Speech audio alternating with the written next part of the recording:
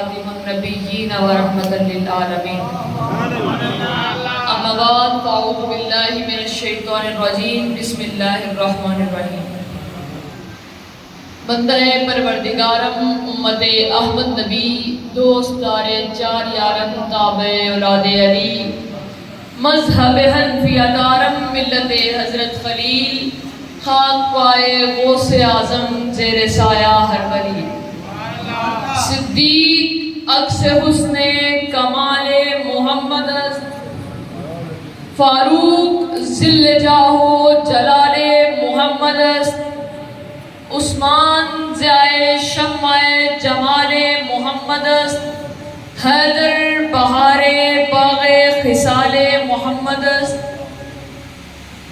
لوح بھی تو قلم بھی تو تیرا وجود الکتاب گنبد آبگینہ رنگ تیرے محیط میں حباب عالم آب و خاک میں تیرے ظہور سے فروغ ذرہ ریگ کو دیا تو نے طلوع آفتاب شوکت سنجر و سلیم تیرے جمال کی نمود فقر و بایزید تیرا جمال بے نقاب شوق تیرا اگر نہ ہو میری نماز کا امام میرا قیام بھی حجاب میرا سجود بھی حجاب تیری نگاہ ناز سے او تیری نگاہ ناز سے تیری نگاہ ناز سے دونوں مراد پا گئے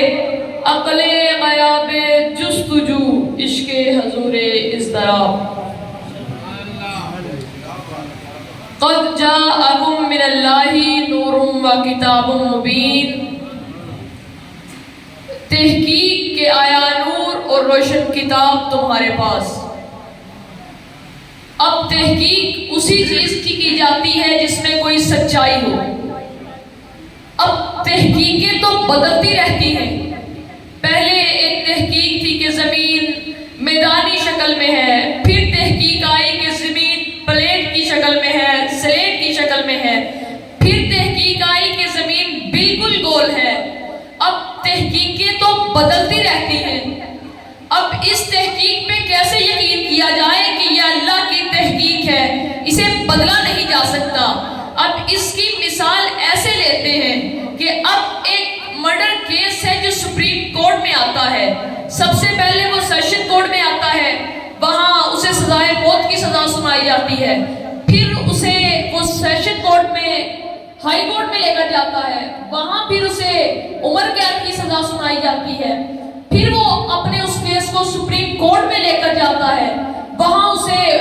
رہا کر دیا جاتا ہے بری کر دیا جاتا ہے اب یہاں سے پتا چلتا ہے کہ کم علم والے کی تحقیق کو زیادہ علم والا بدل سکتا ہے سیشن کورٹ کی تحقیق کو ہائی کورٹ نے بدل دیا ہائی کورٹ کی تحقیق کو سپریم کورٹ نے بدل دیا یعنی کہ کم پاور والے کی تحقیق کو زیادہ پاور والا بدل سکتا ہے لیکن زیادہ پاور والے کی تحقیق کو کم علم والا نہیں بدل سکتا میں اپنے پوائنٹ کی طرف آ رہا ہوں کہ کم علم والے کی تحقیق کو زیادہ علم والا بدل سکتا ہے لیکن زیادہ پاور والے کی تحقیق کو کم پاور والا نہیں بدل سکتا تو میں پوچھتا ہوں اے اللہ وہ جو تیرا نبی دور پر گیا تھا وہ کس کی تحقیق ہے جواب ملتا ہے قد جاءکم تحقیق کے آیا نور وہ رب کی تحقیق ہے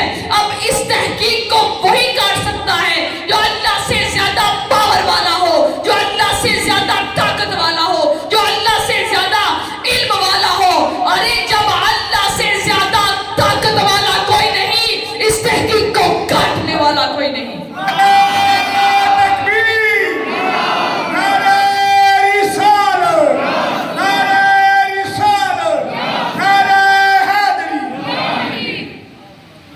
اسی کے دوسرے حصے میں فرمایا نور آیا اب آتا وہی ہے جو پہلے سے موجود ہو اگر پوچھا اے اللہ اس نور کو تو نے کب بنایا تو جواب ملتا ہے کب ہی نہیں نہیں تھا. کس وقت بنایا وقت ہی نہیں تھا.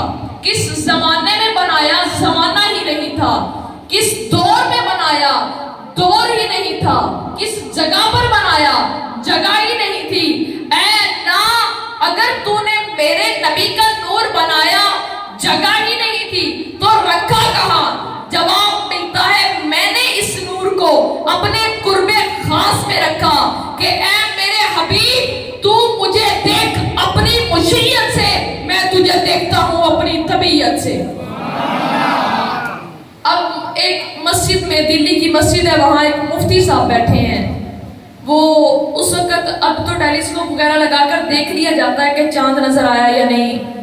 اس وقت مفتی صاحب بیٹھے ہیں کہ کوئی ایک آدمی آئے گواہی دے جس نے چاند کو دیکھا ہو. وہ گواہی دے کہ میں نے چاند کو دیکھا ہے تو اعلان کر دیں گے عید کی نماز کا صبح. تو مفتی صاحب مسجد میں بیٹھے ہیں، دروازہ کھلا ہے، ایک آدمی آیا، اس نے کہا میں گواہی دیتا ہوں. مفتی صاحب نے کہا کیا تم نے چاند کو دیکھا ہے؟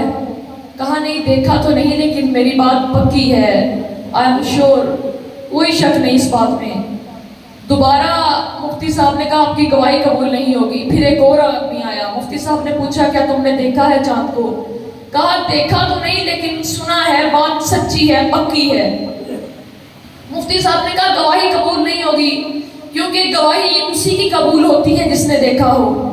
اب پھر تھوڑی دیر بعد اور دو آدمی آئے، انہوں نے بھی کہا نہیں دیکھا تو نہیں لیکن سنا ہے. اب اسی طرح کافی لوگ آتے رہے، رات کے 12 بج گئے. مفتی صاحب سب سے پوچھتے رہے کہ آپ نے چاند کو دیکھا ہے؟ انہوں نے کہا نہیں دیکھا تو نہیں لیکن سنا ہے، ہماری بات بالکل سچی ہے. تو اسی طرح جب حضرت آدم علیہ السلام کو بھیجا گیا تب زمانے نے پوچھا کیا آپ نے اللہ کو دیکھا ہے؟ کہا نہیں دیکھا تو نہیں لیکن بات پکی ہے، بات سچی ہے، اس میں کوئی جھوٹ نہیں. زمانہ گزرتا گیا، نبی آتے رہے، تمام نبی آتے رہے، زمانہ پوچھتا رہا کہ آپ نے اللہ کو دیکھا ہے؟ ہر نبی نے کہا اشہدو ان لا الہ. زمانے نے پوچھا کیا آپ نے اللہ کو دیکھا ہے؟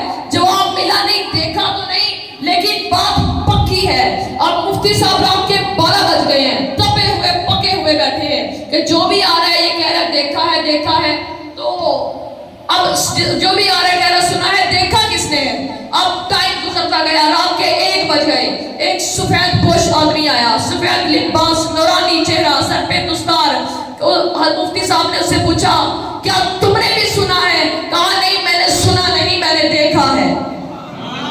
اسی طرح زمانہ گزرتا گیا، نبی آتے رہے. موسیٰ سے پوچھا، دور پر گئے تھے، کیا تم نے نبی کو دیکھا ہے، اللہ کو دیکھا ہے؟ کیا تم نے اللہ کی ذات کی تجلی دیکھی ہے؟ کہا ذات تو نہیں تھی، وہ جو میں دور پر گیا تھا صفت کی تجلی تھی، میں نے صفت کی تجلی کو دیکھا.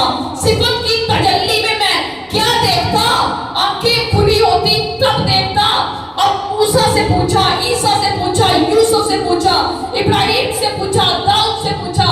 زمانہ گزرتا گیا، نبی آتے رہے، پوچھتے رہے کیا تم نے بھی اللہ کے بارے میں دیکھا ہے؟ کہا نہیں دیکھا تو نہیں لیکن سنا ہے. لیکن 12 ربیع الاول کو میرے نبی نے پہاڑ کی چوٹی پر کھڑے ہو کر کہا اشہد ان لا الہ الا اللہ. زمانے نے پوچھا کیا تم نے بھی اللہ کو سنا ہے؟ کہا نہیں سنا نہیں، میں نے دیکھا ہے.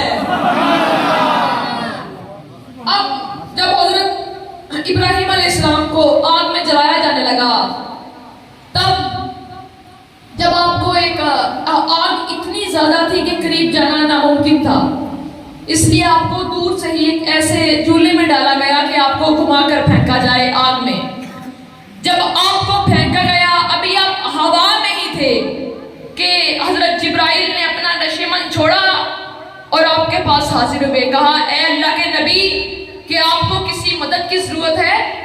کہا نہیں مجھے کسی مدد کی ضرورت نہیں. کہا کیوں؟ جب آپ وہی لے کر آتا ہوں تب تو آپ لے لیتے ہیں، قبول کر لیتے ہیں، مدد لے لیں. موسیٰ نے بھی تو لی، اللہ سے ہی دعا مانگ لے. کہا نہیں مجھے مدد کی ضرورت نہیں، دعا کی بھی ضرورت نہیں. کہا موسیٰ نے تو لی، جب فرعون کی جو فوج تھی آپ کے پیچھے پیچھے تھی، آپ اپنی قوم کو لے کر آگے آگے آپ نے اللہ سے دعا مانگی، اپنا آسا اپنا ڈنڈا سمندر کی چھاتی پر مارا۔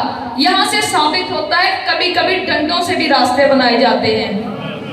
آپ نے اپنا آسا سمندر کی چھاتی پر مارا، سمندر پھٹ گیا، راستہ دیا، آپ گزر گئے، فرعون اندر تباہ ہو گیا۔ کہا موسیٰ نے بھی تو مدد لی، کہا مجھے کسی مدد کی ضرورت نہیں۔ کہا کیوں؟ آپ اللہ کے خلیل ہیں اس لیے۔ کہا خلیل نہیں، مجھے اس بات پر فخر ہے، یہ آگ تو گیا، دنیا کی کوئی آگ بھی میرا کچھ بگاڑ نہیں سکتی، کیونکہ ابھی نور محمدی میرے سینے میں ہے۔